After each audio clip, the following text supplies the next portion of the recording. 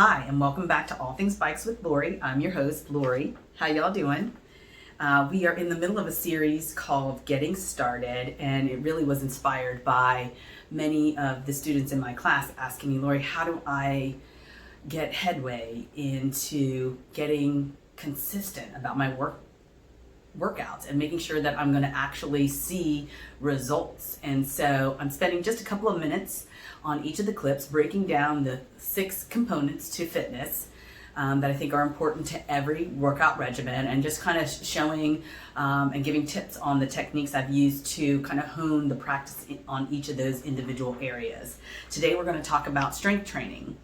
Strength training is really about weight resistance, and if you are a cyclist, that's adding tension to the pedal, and as well as in my classes we do a lot of upper body and abdominal work as well, so adding weights, free weights, dumbbells to your workout. Now if you're just getting started, maybe you're doing exercises with no weights, just building the fundamentals of form. Then you're going to add weights. 3 pounds is always a great place to start. You're usually comfortable in your everyday life lifting 3 pounds.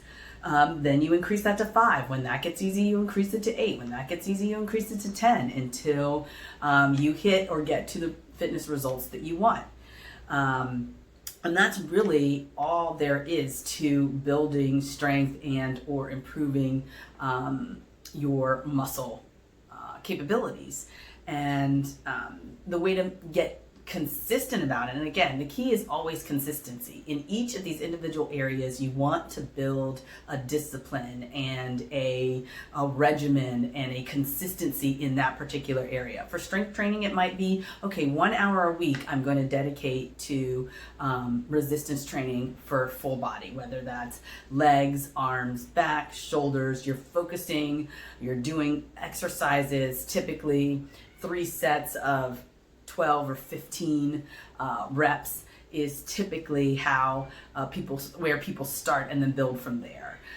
For toning, you usually up the number of reps. So you would do maybe 5 pounds and do 40 reps of biceps, 3 sets of those, versus if you're trying to bulk up and add muscle, which is typically how men want to do it, and that's adding as much resistance, like starting with 20 pounds and doing 10 reps. So it really depends on what type of, whatever your fitness goal is. If your fitness goal is to tone, then you want to up the reps and lower the weights. And if your intention is to build muscle or gain muscle, then you want to increase the weights and lower the number of reps.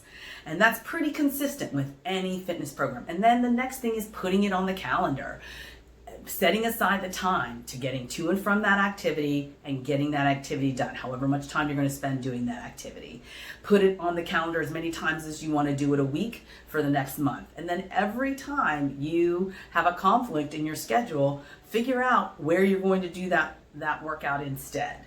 And then the mechanics of constantly having to prioritize the workout, again, and making it happen versus conflicts that do come up. It's called life, right? Those conflicts are going to come up, but you have to get into the habit of prioritizing it.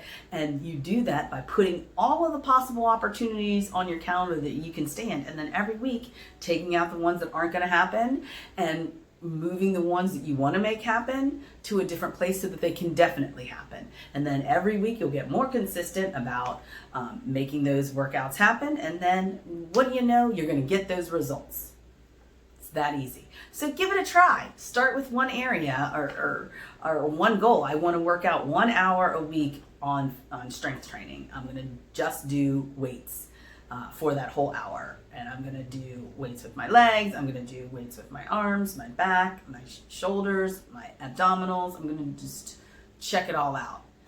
And all of the exercises, if you look at my clips on how to work out your abs, how to work out your arms, those are how you incorporate it into the bike. But you can do any of those exercises standing on the floor in front of a mirror and be just as effective at getting that muscle work happening in those parts of the body. So there you have it. If you have any questions, you know where to reach me. Hopefully we'll see you again soon. Take care.